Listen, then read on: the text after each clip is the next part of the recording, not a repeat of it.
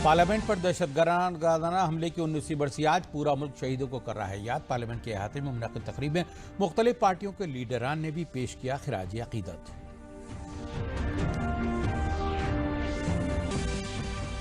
वजीर दफा राजनाथ सिंह और वजीर ज़राअत नरेंद्र सिंह तोमर से बातचीत के बाद मगरबी उत्तर प्रदेश के किसानों ने नोएडा के चिल्ला बॉर्डर पर खत्म किया मुजाहरा। दिल्ली नोएडा के दरमियान आमदोरफ्त हुआ बहाल।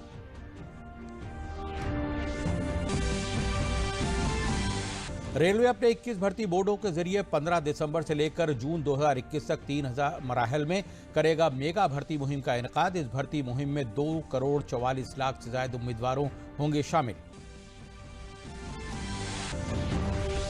और वजीर आला योगी आदित्यनाथ ने शनिचर को गाजियाबाद में की कैलाश मानसरोवर यात्रा भवन की नकाब कुशाई।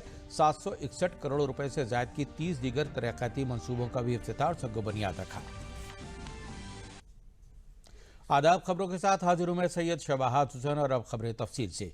पूरा मुल्क आज 2001 में पार्लियामेंट पर हुए दहशतगर्दाना हमले में शहीद हुए बहादुरों को खिराज अकीदत पेश कर रहा है। साल 2001 में पार्लियामेंट की इमारत पर हुए दहशतगर्दाना हमले की 19वीं बरसी पर नायब सदर जमहूरिया वेंकैया नायडू, राज्यसभा के deputy chairman Harivansh Narayan Singh, Lok Sabha speaker Om Birla और वजीर आजम नरेंद्र मोदी ने हमले में शहीद जवानों को पार्लियामेंट इमारत के अहाते में आज खिराज अकीदत पेश किया। वजीर दफा राजनाथ सिंह, मरकजी वजीर दाखिला अमित शाह और मुख्तलिफ पार्टियों के लीडरान ने भी शहीद जवानों को खिराज अकीदत पेश किया।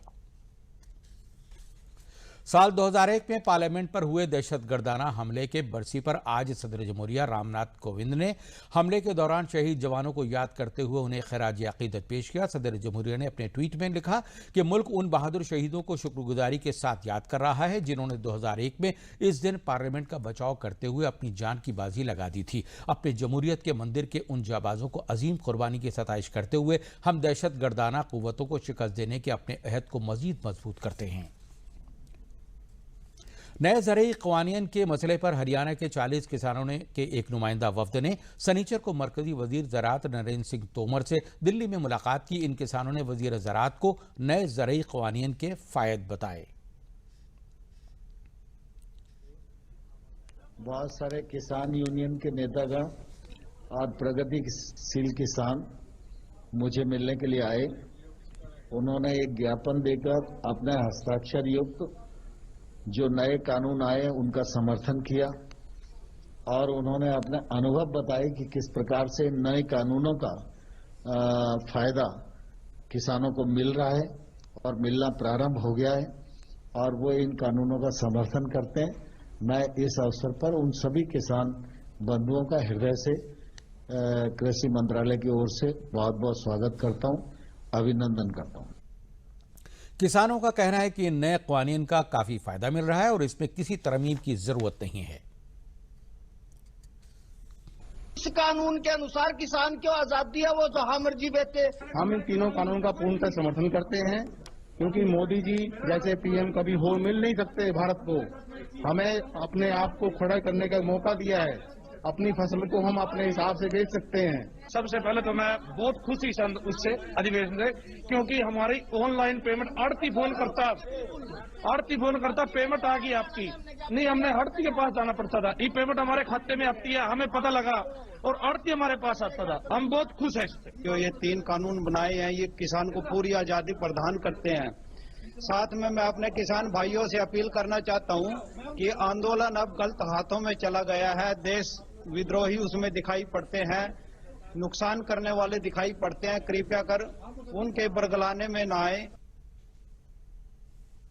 गुज़िश्ता 2 हफ्ते से किसानों के धरना व मुजाहरे के सबब बंद रहे नोएडा दिल्ली के चिल्ला बॉर्डर को रात 11 बजे खोल दिया गया है। शनिचर को वजीर दफा राजनाथ सिंह और वजीर ज़राअत नरेंद्र सिंह तोमर से धरने पर बैठे किसान तंजीमों को ओहदेदारों की मुलाकात के बाद ये बॉर्डर खोला गया।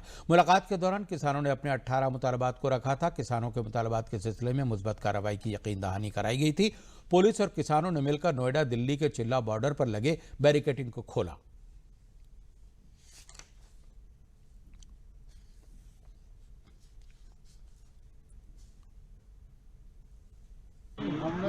माननीय राजनाथ सिंह किसान आयोग को गठन के लिए ज्ञापन दिया। जो रक्षा मंत्री हैं उनने हमें बुलवाया था हम अजब सिंह कसाना, राष्ट्रीय उपाध्यक्ष, योगेश प्रताप सिंह प्रदेश अध्यक्ष, केपी सिंह मीडिया प्रभारी, राष्ट्रीय मीडिया प्रभारी और राजीव नागर जिलाध्यक्ष के साथ माननीय राजनाथ सिंह रक्षा मंत्री कोठी पे गए। वहाँ हमारे कृषि मंत्री नरेंद्र सिंह तोमर जी थे। दोनों लोगों ने हमारा ये ज्ञापन लिया और ज्ञापन को पढ़ के उन्होंने कहा आपका ज्ञापन जेन्युइन है, ओरिजिनल है और इसमें कोई समस्या ऐसी नहीं है जो दिक्कत करे, लेकिन ये ज्ञापन हम प्रधानमंत्री से मिलकर ही पूरा कर पाएंगे। तो उन्होंने कहा धरना आप हटा दो और 15 दिन में 10 दिन में हम आपको बुलाएंगे। रेलवे अपने 21 भर्ती बोर्डों आरआरबी के जरिए 3 मराहल में मेगा भर्ती मुहिम का इनेकाद कर रहा है, जो 15 दिसंबर 2020 से शुरू होगी। तकरीबन 1,40,000 खाली ओहदों को भरने के लिए मुनक़िद की जाने वाली इस भर्ती मुहिम में 2,44,00,000 से ज्यादा उम्मीदवार मुल्क के मुख्तलिफ शहरों में इम्तिहान में शामिल होंगे। आरआरबी ने कोविड-19 की वबा को मद्देनजर रखते हुए बड़े पैमाने पर इम्तिहान के इनेकाद के लिए वसी तैयारी की है और इसके लिए हुकूमत के जरिए जारी SOP पर अमल दरामद किया जाएगा। इस इम्तिहान का पहला मरहला 15 दिसंबर 2020 से शुरू होकर 18 दिसंबर तक चलेगा। इसके बाद CEN 1 2019 के इम्तिहान 28 दिसंबर 2020 से शुरू होकर मुमकिना तौर पर मार्च 2021 तक चलेगा। CEN नंबर RRC 1 2019 सतह 1 के लिए तीसरा भर्ती इम्तिहान मुमकिना तौर पर अप्रैल 2021 से जून 2021 के आखिर तक मुनक़िद किया जाएगा। 15 दिसंबर 2020 से शुरू होने वाले CEN 2019 अलहदा और वजीर सतही ज़ुमरों के लिए उम्मीदवारों को ईमेल और SMS के जरिए इनफरादी तौर पर और आरआरबी की मजाज वेबसाइटों पर दस्तयाब कराए गए लिंक के जरिए इम्तिहानी मरकज का शहर, तारीख और शिफ्ट के बारे में मालूमात मुकर्ररा वक्त पर जारी की जाएगी।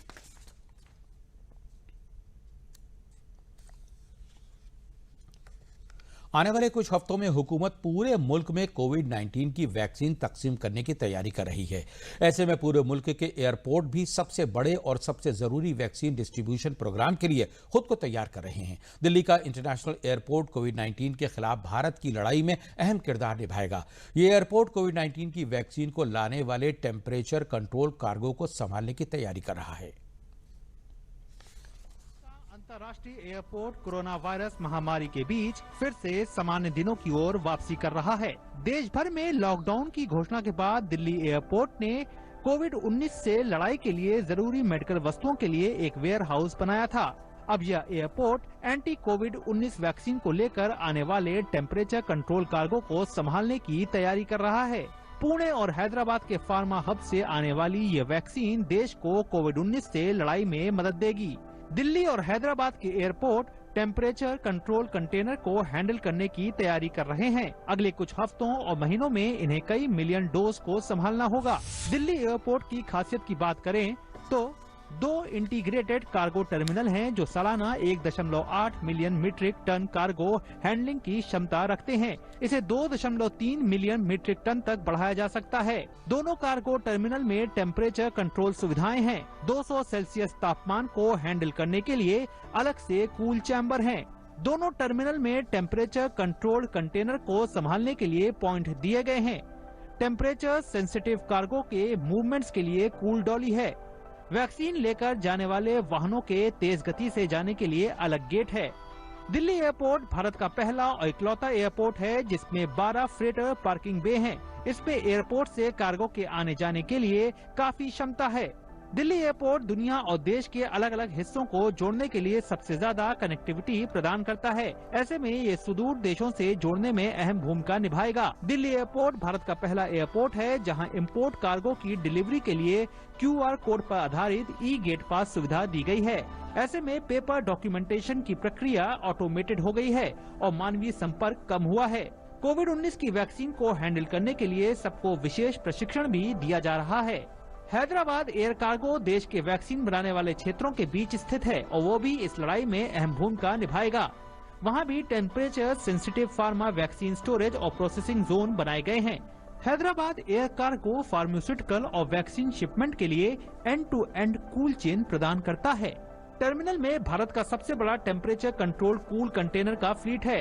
हैदराबाद एयर कार्गो ने हाल ही में कूल डॉली लॉन्च की है, जो फार्मा और वैक्सीन शिपमेंट के ट्रांसपोर्टेशन के लिए एक मोबाइल रेफ्रिजरेशन यूनिट है।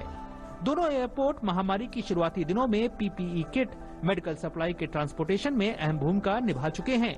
अब इन दोनों एयरपोर्ट ने वैक्सीन डोज के ट्रांसपोर्टेशन और स्टोरेज की प्रक्रिया में मानवीय संपर्क कम करने की कोशिश की है। वजीर आला योगी आदित्यनाथ ने जिला गाजियाबाद में 132 करोड़ रुपए की लागत से तामीर कैलाश मानसरोवर यात्रा भवन की नकाबकुशाई समेत जिला गाजियाबाद की तरक्की से मुतालिक 761 करोड़ रुपए से ज्यादा के 30 तरक्याती मंसूबों का इफ्तिताह किया और संग बुनियाद रखा। वजीर आला ने कैलाश मानसरोवर भवन को सभी मजहबी यात्राओं का मरकज बताया। उन्होंने गाजियाबाद इंतजामिया की सताइश करते हुए कहा है कि गाजियाबाद में कोरोना को मौसर अंदाज में कंट्रोल किया गया और साथ ही उससे होने वाली अमवात में भी ज्यादा इजाफा नहीं हुआ। इसके साथ ही वजीर आला ने कहा है कि आइंदा महीने तक यूपी में कोरोना की वैक्सीन आ जाएगी। वहीं दूसरी जानिब नज़्म व नसक़ में रुकावट पैदा करने वाले या कानून को यरगमाल बनाने वालों को लेकर भी सीएम योगी ने कहा है कि वो खुद तय कर लें कि किस यात्रा पर जाना चाहिए, क्योंकि यूपी में कई तरह की यात्राएं निकाली जाती हैं। गाजियाबाद में कोरोना को भी कंट्रोल किया, कोरोना से होने वाली मौतों को भी नियंत्रित किया। गाजियाबाद को एक सच सिटी के रूप में भी प्रस्तुत किया और गाजियाबाद के विकास को एक नई ऊंचाइयों के साथ, नई बुलंदियों के साथ आगे बढ़ाने के लिए आज 730 करोड़ रुपए की परियोजनाओं का शिलान्यास और लोकार्पण का कार्यक्रम होने के साथ ही 132 करोड़ का यह भव्य मानसरोवर भवन भी आज आप गाजियाबाद वासियों को, देशवासियों को, देश के श्रद्धालुजनों को, धार्मिक श्रद्धालुओं को आज अर्पित कर रहे हैं। आज आप सबसे अपील करने के लिए मैं आया हूं। मैं गाजियाबाद की जनता का अभिनंदन करता हूं। मुझे याद है 2017 के पहले गाजियाबाद सबसे गंदा नगर हुआ करता था। 3 वर्षों में आप लोगों ने यहां की कायाकल्प कर दी है। गाजियाबाद को स्वच्छता के मानक पर यहां के जनप्रतिनिधियों, यहां के प्रशासन और यहां के स्वच्छता कर्मियों के साथ मिलकर के एक नई ऊंचाइयों तक पहुंचाया है। दीनदयाल उपाध्याय गोरखपुर यूनिवर्सिटी गोरखपुर के दीक्षा भवन में पूर्वांचल की हमाजहत तरक्की के मुद्दे, सियासत व मौसर सिमत के मौजू पर सह रोज़ा कौमी वेबिनार व कॉन्फ्रेंस का अख्तिताम मेहमान खुसूसी वज़ीर आला योगी आदित्यनाथ और मरकजी वज़ीर आयुष श्रीपद यसुनैक की मौजूदगी में किया गया। इख्तितामी तकरीब के मेहमान खुसूसी वज़ीर आला आदित्यनाथ ने अपने खिताब में कहा है कि उत्तर प्रदेश में 4 इक़्तिसादी जोन पूर्वांचल, पश्चिमांचल, मध्य और बुंदेलखंड हैं। इलाकाई अदम महारत को ख़त्म करने के लिए रियासती हुकूमत ने पूर्वांचल और बुंदेलखंड इलाके के लिए तरक्याती बोर्ड की तश्कील की है। मशरक़ी उत्तर प्रदेश में वाफिर मकदार में मदनी, मीठे पानी के वसाइल और काबिल काश्त अराजी है। ऐसे में हमें इन कुदरती वसाइल के सहारे रियासत को बुलंदियों पर ले जाने की ज़रूरत है। हमें इन वसाइल का इस्तेमाल करते हुए हर शोबे के आला और मकबूल सनतों को फ़रोग देने की ज़रूरत है। इस काम से जहां मकामी लोगों को रोज़गार के मौक़े दस्तयाब होंगे, वहीं उनके कामों की सताइश रियासत और कौमी सतह पर की जाएगी। इस पूर्वांचल तरक्याती काउंसिल की मीट के तहत हम पूर्वांचल को रियासत और मुल्क में एक अलग मकाम दिला सकते हैं। हमारी अकादमिक संस्थाओं को स्थानीय सामाजिक, आर्थिक, भौगोलिक परिस्थितियों को जानकर के उसके अनुरूप कार्यक्रम तय करने पड़ेंगे और वे व्यापक संभावनाएं उस क्षेत्र में हैं। प्रति व्यक्ति आय में जो संभावनाएं वहां पर हैं, इसको आगे बढ़ाया जा सकता है।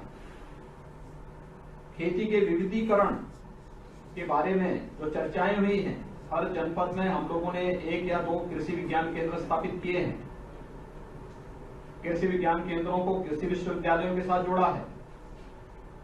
हर विकास खंड में कृषि उत्पादक, किसान उत्पादक संगठन स्थापित करके कैसे हम खेती को विविधीकरण के साथ जोड़ करके फिर वहां पर लागत, खेती की लागत को कम करके उत्पादन बढ़ा करके इसे मार्केट तक पहुंचाने और उसके निर्यात की संभावनाओं को आगे बढ़ा सकते हैं। इसके लिए प्रदेश सरकार ने स्वयं भी एग्री एक्सपोर्ट की अपनी पॉलिसी को ला करके एक व्यापक संभावना आगे के लिए तैयार की है।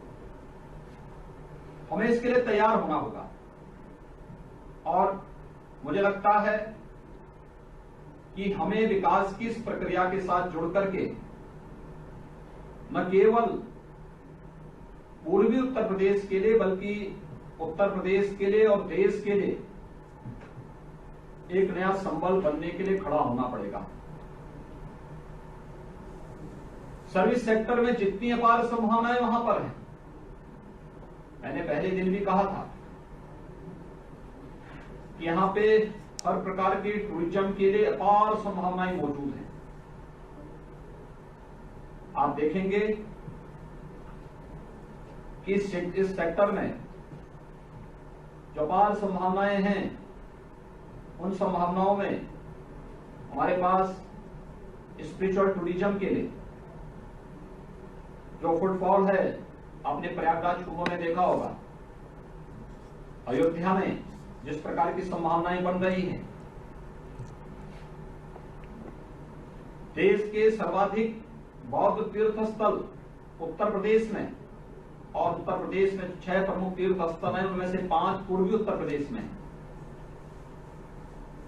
यानी पूरी दुनिया के बौद्ध पर्यटकों को और श्रद्धालुजनों को आप पूर्वी उत्तर प्रदेश में आकर्षित कर सकते हैं, उन्हें ला सकते हैं। लेकिन इसके लिए हमें वहां पर ट्रेन गाइड तैयार करने पड़ेंगे, उस प्रकार के रेस्टोरेंट और होटल की चेन खड़ी करनी पड़ेगी। ओला और उबर की तर्ज पर टैक्सी सेवाओं को भी, पब्लिक ट्रांसपोर्ट की व्यवस्था को भी स्ट्रेंथन करना पड़ेगा। और ये छोटे छोटे कार्य हैं जो जनपद स्तर पर, स्थानीय स्तर पर ट्रैवलिंग एजेंसियों को प्रमोट करके, उनके साथ संवाद बना करके आगे बढ़ाना पड़ेगा। ज़राई बिल की मुखालिफत में धरना व मुजाहरे के दरमियान कुशीनगर से एक अलहदा तस्वीर सामने आई है। कुशीनगर के हतीमपुर टोल नाके पर किसान ज़राई बिल की हिमायत में मुसाफिरों को फूल देकर बिल के फायदे बता रहे हैं। ये किसान नए किसान बिल को किसानों के मफाद में बता रहे हैं। कुशीनगर के बड़े किसानों ने अलग अलग मीटिंग करके आज ज़र क़वानीन की हिमायत की है। किसानों ने कहा है कि इस बिल से किसानों को नहीं बल्कि बिचौलियों को तकलीफ है।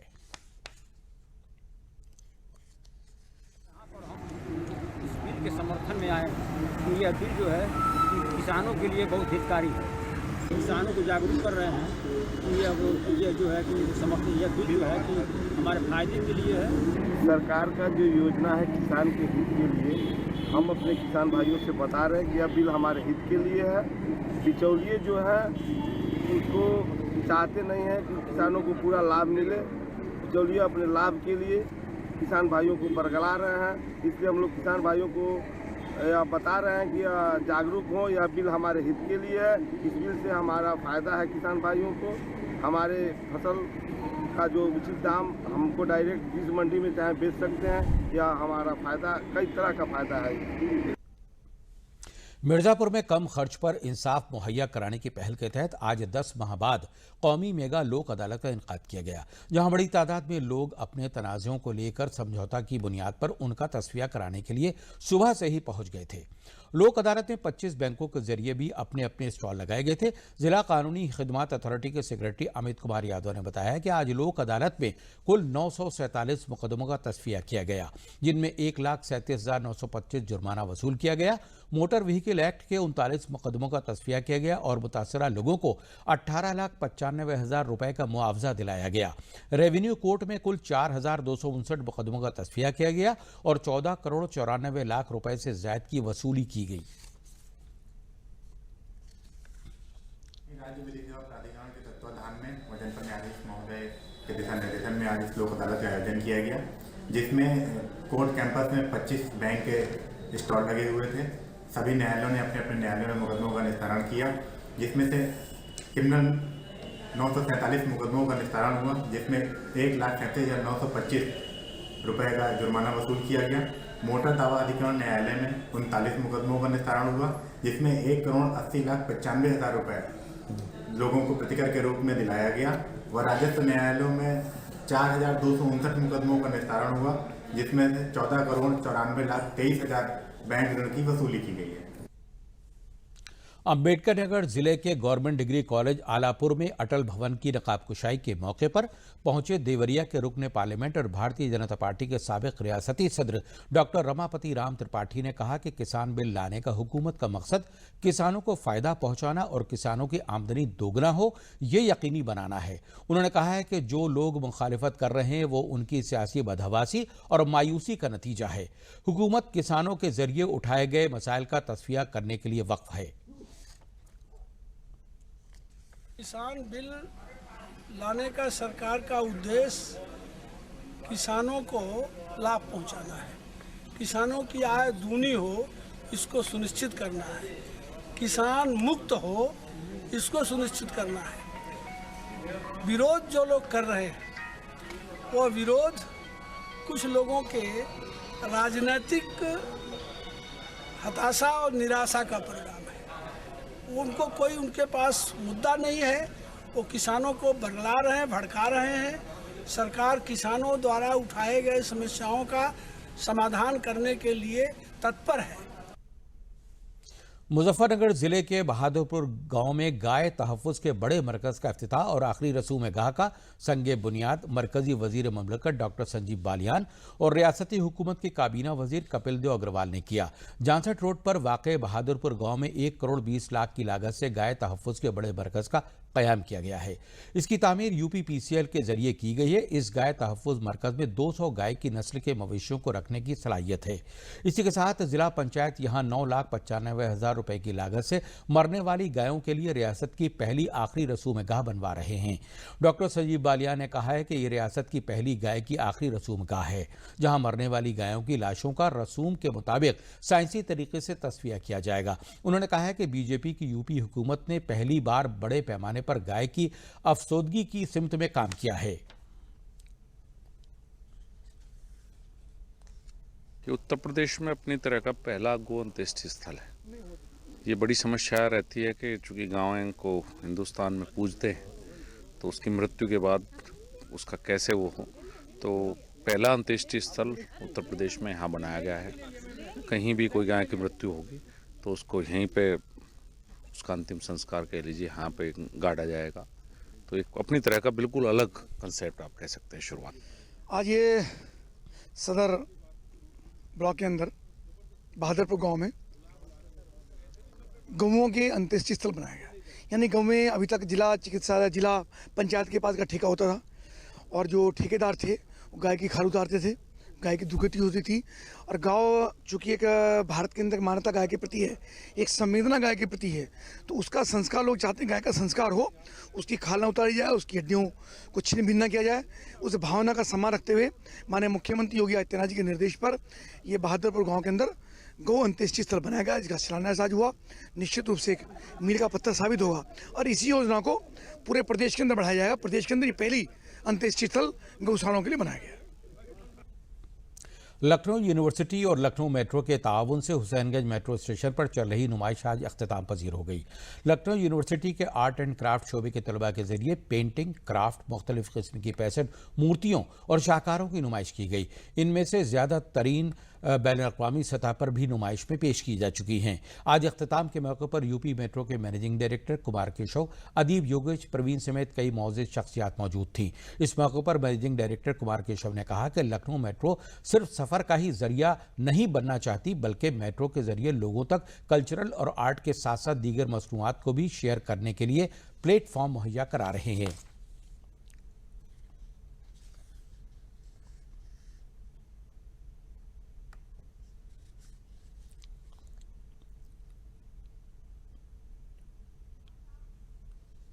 एग्जीबिशन है और लखनऊ आर्ट्स कॉलेज के जो स्टूडेंट्स हैं ये उनके द्वारा डिस्प्लेड है अपनी आर्ट का।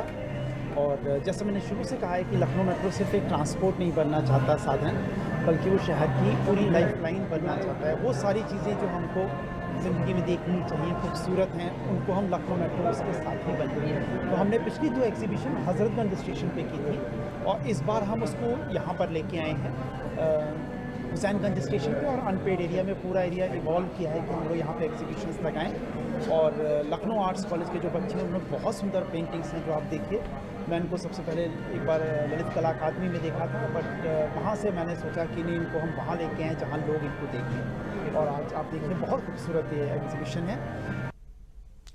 डीडी न्यूज यूपी पर मंगल यानी 15 दिसंबर से नई तब्दीली और नए अंदाज में इलाकाई खबरें नश्र की जाएंगी। आइए देखते हैं उसकी तफसील।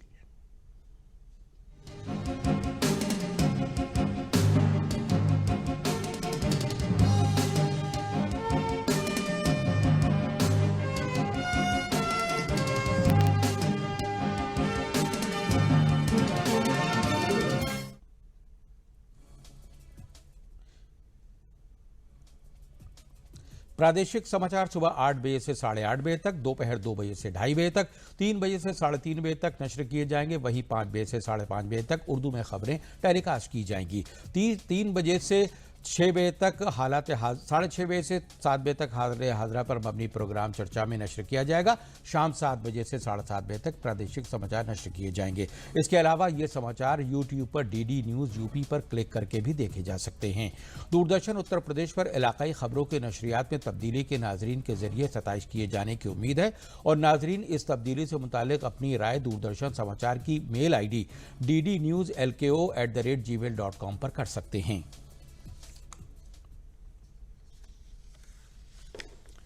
आखिर में अहम खबरें एक बार फिर।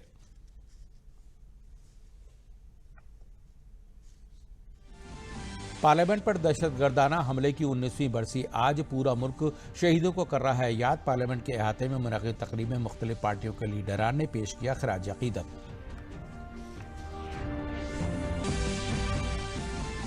वजीर दफा राजनाथ सिंह और वजीर ज़राअत नरेंद्र सिंह तोमर से बातचीत के बाद मगरबी उत्तर प्रदेश के किसानों ने नोएडा के चिल्ला बॉर्डर पर खत्म किया मुजाहरा। दिल्ली नोएडा के दरमियान आमदोरफ्त हुई बहाल। रेलवे अपने 21 भर्ती बोर्डों के जरिए 15 दिसंबर से लेकर जून 2021 तक 3 मरहल में करेगा मेगा भर्ती मुहिम का इनेकाद। इस भर्ती मुहिम में 2,44,00,000 से ज्यादा उम्मीदवार होंगे शामिल। वज़ीर आला योगी आदित्यनाथ ने सनीचर को गाजियाबाद में की कैलाश मानसरोवर यात्रा भवन की नकाब कुशाई। 761 करोड़ रुपए से ज्यादा की 30 दीगर तरक्याती मंसूबों का भी इफ्तिताह और संग बुनियाद रखा। इसी के साथ खबरों का सिलसिला यहीं पर खत्म हुआ। शबाहत हुसैन को दीजिए इजाजत। शब बखैर।